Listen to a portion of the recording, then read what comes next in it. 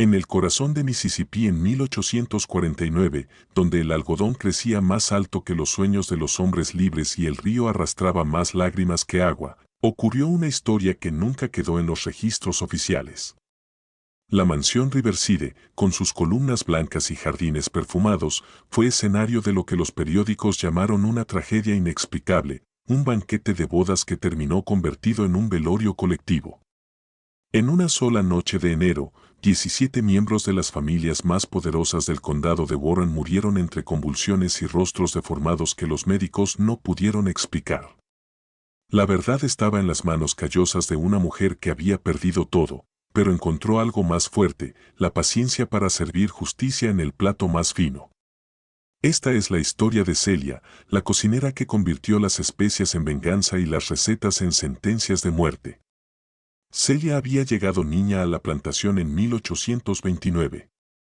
Bajo la guía de Mama Ruth, una anciana africana, aprendió los secretos de las hierbas, unas curaban, otras daban sueño, y otras podían matar. También aprendió a leer y escribir en secreto, sabiendo que el conocimiento era la única herencia imposible de robar. Con el tiempo se convirtió en la cocinera principal, protegida por el prestigio de sus platos. Tenía un marido, Samuel, y 3 hijos pequeños, Thomas, Mary y David. Creía que su talento la mantenía a salvo, pero la seguridad de un esclavo siempre era una ilusión. El coronel Riverside era duro pero calculador, su hijo Addison, en cambio, era cruel y caprichoso. Comenzó a rondar la cocina y a fijarse en los niños esclavos para sus juegos, hasta que la mirada se volvió hacia los propios hijos de Celia. Fue entonces cuando ella entendió que la única protección real sería la que tejiera con sus propias manos, con el conocimiento que su maestra le había dejado.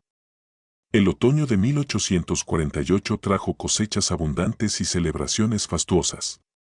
Los hombres blancos hablaban de negocios, el coronel planeaba alianzas, y Celia, en silencio, comenzaba a escribir el menú más importante de su vida, aquel en el que cada plato tendría un propósito oculto. Sopa de tortuga con cerezas, pato asado con salsa de bayas silvestres, jamón glaseado con miel y mostaza, batatas caramelizadas, judías verdes con almendras. Y de postre, su famoso pudín de Bourbon con crema de vainilla, la receta que siempre arrancaba elogios. Supervisando a sus ayudantes, Celia se permitió un instante de orgullo. Había convertido la cocina de Riverside en un lugar que rivalizaba con los mejores establecimientos de Natchez o Vicksburg. A media mañana, Thomas, Mary y David llegaron como de costumbre. Ella les dio pan dulce sobrante y les pidió permanecer cerca.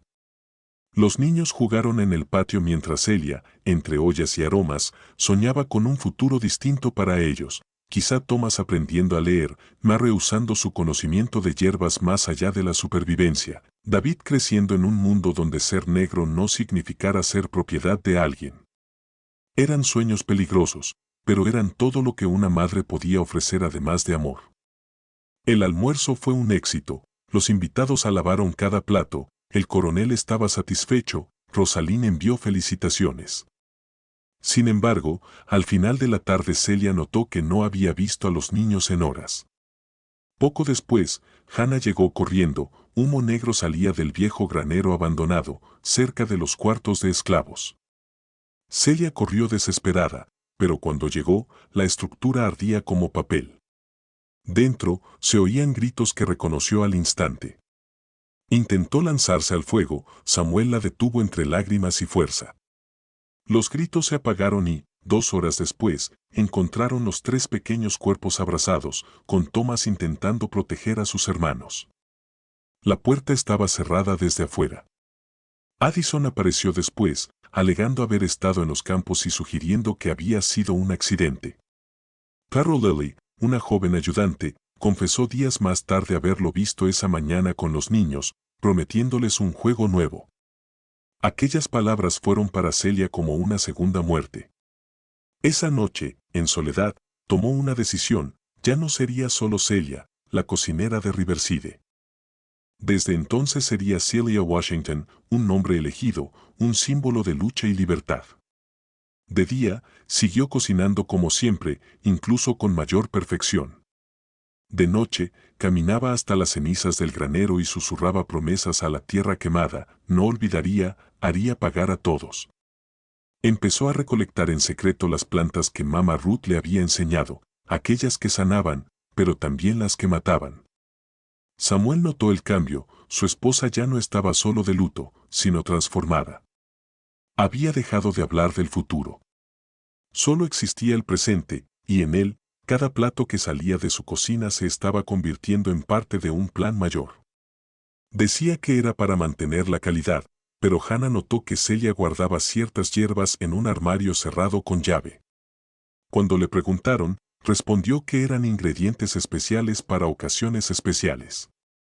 La verdad era otra, Celia hacía expediciones nocturnas a los pantanos, recolectando plantas que solo crecían en suelos marcados por la muerte. Hongos en troncos podridos, raíces que solo podían extraerse en invierno, lianas que abrazaban árboles muertos. Mama Ruth le había advertido que algunas curaban y otras eran para cuando ya no quedaba nada que curar, solo justicia. En el invierno de 1848 empezó a experimentar.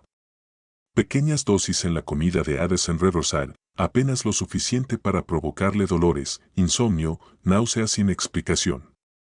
Los médicos no encontraron causa. Algunos culparon al estrés, otros aconsejaron evitar condimentos fuertes.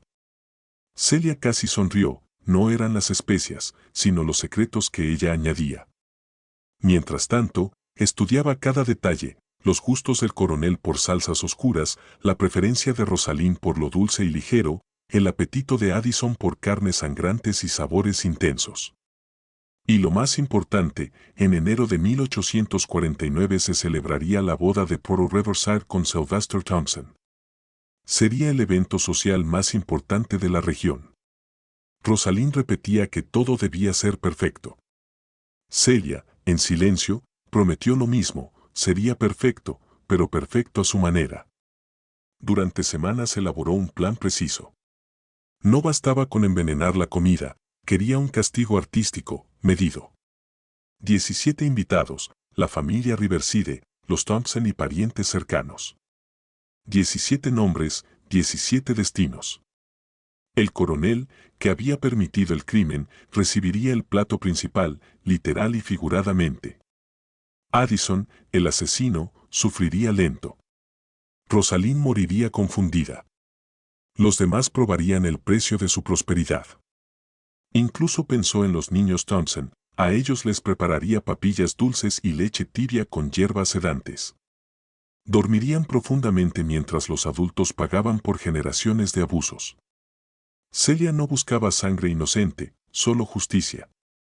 En las noches de luna nueva, recogía plantas y escribía en su cuaderno secreto no solo recetas, sino reflexiones. Creyeron que éramos invisibles, que no veíamos ni recordábamos. Pero somos memoria viva. Y cuando la memoria habla, su voz atraviesa los siglos. Samuel notó que ella firmaba sus notas como Celia Washington. Cuando le preguntó, ella respondió que había elegido su propio nombre y con él, su destino. El 27 de enero amaneció frío y claro. El día de la boda. Celia se levantó a las 3 de la mañana con calma absoluta. La cocina parecía un cuartel, hornos encendidos, ollas hirviendo, sus 5 ayudantes siguiendo órdenes precisas. Ella, sin embargo, guardaba el control de lo esencial, las salsas, los condimentos, el toque final de cada plato. El menú era un manifiesto: ostras frescas con mignonete, sopa de tortuga con cerezas, cerdo entero glaseado con miel y mostaza, jamón ahumado, pato asado con salsa de cereza y guarniciones que nadie olvidaría. Los invitados comenzaron a llegar a mediodía, entre caballos y carruajes. Celia los observaba desde la ventana de la cocina, cada rostro, cada apellido, cada pecado estaba ya escrito en su lista. La hija menor, Janete, pese a su juventud, ya mostraba el mismo desprecio hacia los esclavos que toda su familia. En total eran 17 invitados, cada uno con sus pecados a cuestas, y Celia había preparado algo especial para todos ellos. La ceremonia nupcial se celebró en el jardín principal bajo un pabellón adornado con flores blancas y cintas de seda. Pearl, radiante en su vestido de encaje traído de Charleston, sonreía junto a Sylvester Thompson, nervioso en el altar improvisado. El reverendo Matthews dirigió la ceremonia con voz solemne, mientras ella, desde la ventana de la cocina, supervisaba los últimos preparativos. El banquete comenzó en un salón iluminado por docenas de velas, con vajilla de plata y manteles de lino. Antes de servir el festín, Celia atendió personalmente a los 3 niños presentes, 2 hijos Thompson y una sobrina Riverside. Les ofreció dulces gachas con miel y leche tibia. Pronto se durmieron profundamente, a salvo de lo que estaba por ocurrir. El primer plato, ostras, fue recibido con elogios, seguido de una exquisita sopa de tortuga que arrancó aplausos. Pero el verdadero espectáculo llegó con el plato principal.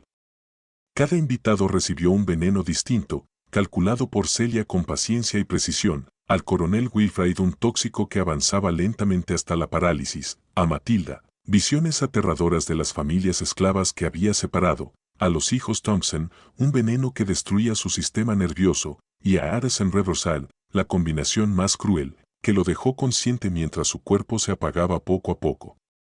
Por casi 2 horas reinó la alegría, con brindis y conversaciones animadas. Pero cerca de las 9 de la noche comenzaron los síntomas, dolores, alucinaciones, cuerpos desplomándose sobre la mesa, gritos de agonía. El banquete se convirtió en un infierno. Addison, paralizado, levantó la mirada hacia Celia, que lo observaba desde la puerta de la cocina. En ese instante comprendió todo, pero ya era demasiado tarde. Celia, impasible, dejó una nota escrita con su mejor caligrafía. Por Thomas, Mary y David, se ha hecho justicia. Celia Washington. A la mañana siguiente, los vecinos y el sheriff Lambert encontraron 17 cadáveres en el comedor, algunos aún sentados en sus sillas, otros retorcidos en el suelo con los ojos abiertos en un rictus de terror. Solo los 3 niños seguían dormidos, sanos e inocentes. La noticia sacudió todo el sur. Los periódicos bautizaron la tragedia como la masacre de la boda de Riverside. Nunca volvieron a ver a Celia Washington. Había desaparecido en la oscuridad, llevándose consigo la certeza de que, al fin, la justicia había sido servida. Una mujer con conocimiento, determinación y una sed de justicia que había consumido todo lo demás en su vida. La búsqueda de Celia Washington comenzó de inmediato. Se distribuyeron carteles con su descripción por todo Mississippi y los estados vecinos. Se ofreció una recompensa de $500 por su captura, viva o muerta, una suma considerable para la época, que reflejaba tanto el miedo como la ira que su acto había provocado. Pero Celia había desaparecido como humo. Algunos afirmaban haberla visto caminando por los caminos rurales hacia el norte. Otros juraban que la habían visto abordar un barco de vapor en el río Mississippi. Incluso hubo rumores de que había sido ayudada por una red de abolicionistas, aunque nunca se encontró evidencia concreta. La verdad era más simple y, al mismo tiempo, más compleja. Al mismo tiempo, Celia había planeado su escape con la misma meticulosidad con la que había preparado el envenenamiento. Durante meses escondió pequeñas cantidades de comida y provisiones en lugares estratégicos a lo largo de una ruta que había memorizado entre pantanos y bosques de Mississippi. Sabía que no podía usar los caminos principales ni los ríos navegables, esos serían los primeros lugares donde la buscarían. En su lugar, siguió antiguos senderos de caza y rutas conocidas solo por esclavos fugitivos, moviéndose principalmente de noche y descansando de día en escondites que había preparado de antemano. Samuel fue interrogado extensamente por las autoridades, pero genuinamente no sabía a dónde había ido su esposa. Había notado los cambios en ella tras la muerte de sus hijos, pero jamás imaginó que fuera capaz de algo tan elaborado y devastador. Cuando le mostraron el mensaje que ella había dejado, lloró. No de tristeza, sino de una mezcla compleja de orgullo, terror y pérdida. Samuel admitió ante el sheriff Lambert que Celia siempre había sido más fuerte de lo que cualquiera imaginaba. Pero confesó que nunca pensó que fuera capaz de semejante acto. Las consecuencias de la masacre se extendieron mucho más allá de la plantación Riverside. Los hacendados de todo el sur comenzaron a mirar a sus esclavos domésticos con renovada sospecha. Los cocineros, en particular, fueron sometidos a una mayor vigilancia. Muchas familias prominentes despidieron a sus cocineros esclavos y contrataron a blancos libres, pagando altos salarios por una sensación de seguridad que quizás era ilusoria. La paranoia se propagó como una enfermedad. Las cenas elaboradas, que antes eran símbolos del estatus y la hospitalidad sureña, se convirtieron en eventos tensos donde los anfitriones probaban cada plato antes de servirlo a sus invitados. Algunos hacendados llegaron al extremo de contratar catadores profesionales como antiguos reyes. Pero quizás el impacto más significativo fue psicológico. Por primera vez, la élite sureña se vio obligada a enfrentar la realidad de que sus esclavos no eran propiedad pasiva, sino seres humanos con memoria, emociones y, lo más aterrador, la capacidad de planear y ejecutar venganza. Celia Washington había roto una ilusión fundamental sobre la que se sostenía toda la sociedad esclavista, la ilusión de que la sumisión era natural, de que la opresión podía continuar indefinidamente sin consecuencias. 3 meses después de la masacre, un comerciante informó haber visto a una mujer negra trabajando en una pequeña granja en Tennessee, un estado donde las leyes sobre esclavos fugitivos se aplicaban con menos rigor. La descripción coincidía vagamente con Celia, pero cuando las autoridades investigaron, no encontraron rastro alguno. Hubo otros avistamientos a lo largo de los años en Kentucky, Ohio e incluso Canadá, pero ninguno fue confirmado. La verdad sobre el destino final de Celia Washington permaneció como un misterio. Algunos creen que murió en los pantanos durante su huida. Otros insistían en que logró llegar a la libertad en el norte o en Canadá. Incluso hubo quienes susurraban que todavía seguía viva en algún lugar, viviendo bajo un nombre falso, tal vez incluso ayudando a otros esclavos a escapar. Lo que no era un misterio era el legado que había dejado. En los barracones de esclavos de todo el sur, su nombre se susurraba con una mezcla de admiración y terror. Ella había demostrado que incluso los más oprimidos podían encontrar maneras de resistir, de luchar, de exigir justicia. Para los dueños de esclavos, Celia Washington se convirtió en una pesadilla recurrente, un recordatorio constante de que su prosperidad estaba construida sobre cimientos mucho más frágiles de lo que habían imaginado. Cada comida se volvió un asunto de confianza, cada cocinero una posible fuente de peligro.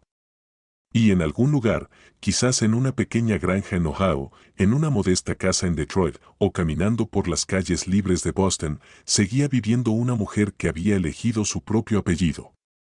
Ya no como propiedad de alguien, ya no como víctima, sino como Celia Washington, una mujer que había demostrado que la justicia, incluso cuando se retrasa, siempre encuentra su camino. La plantación Riverside nunca se recuperó del todo de la masacre. El coronel intentó reconstruirla, pero en la mente de todos la propiedad estaba maldita. Los trabajadores libres se negaban a aceptar empleo allí, y hasta los esclavos de otras plantaciones susurraban historias sobre fantasmas que rondaban los campos de algodón. Eventualmente, la propiedad fue vendida por una fracción de su valor anterior. La casa principal fue demolida y los campos convertidos a otros usos, pero la memoria permaneció, transmitida de generación en generación como un recordatorio de que incluso en el sistema más opresivo, la resistencia encuentra un camino. Los 3 niños que sobrevivieron aquella noche, los 2 hijos de los Thompson y la sobrina de Riverside, crecieron sin un recuerdo claro de lo que había sucedido. Sus familias adoptivas nunca les contaron toda la verdad, solo que sus padres habían muerto en una tragedia inexplicable.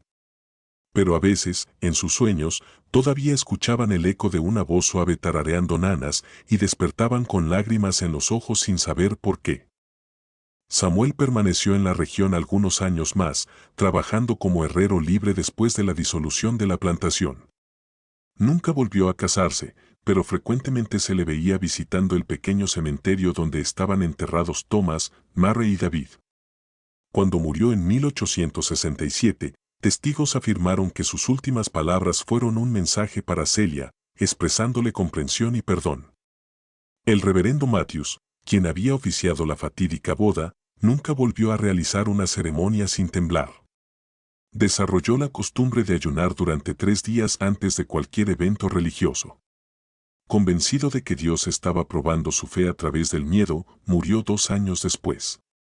Algunos dicen que de puro terror, otros que de una conciencia culpable que finalmente lo consumió. Y a veces, en las frías noches de invierno en Mississippi, cuando el viento sopla por los campos donde alguna vez creció el algodón, los habitantes locales juran que todavía se escucha el eco de una voz susurrando en la oscuridad. Un susurro para Thomas, Mary y David, pero también hay quienes dicen oír algo más. El sonido de pasos firmes recorriendo el camino polvoriento. El ruido de una mujer que eligió su propio destino y nunca miró atrás. Porque Celia Washington no fue solo una historia de venganza. Fue una historia de transformación, de una mujer que se negó a aceptar que su dolor era insignificante, que su justicia era imposible. Demostró que incluso en los momentos más oscuros de la historia estadounidense, siempre hubo quienes se alzaron contra la injusticia, quienes pagaron el precio de la resistencia, quienes eligieron la libertad, incluso cuando les costaba todo. La historia de Celia Washington permanece como uno de los episodios más perturbadores y complejos del siglo XIX en Estados Unidos.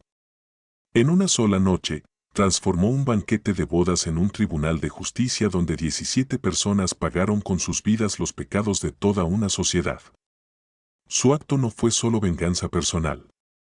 Fue una declaración de que incluso aquellos considerados propiedad poseían voluntad, memoria y la capacidad de exigir rendición de cuentas.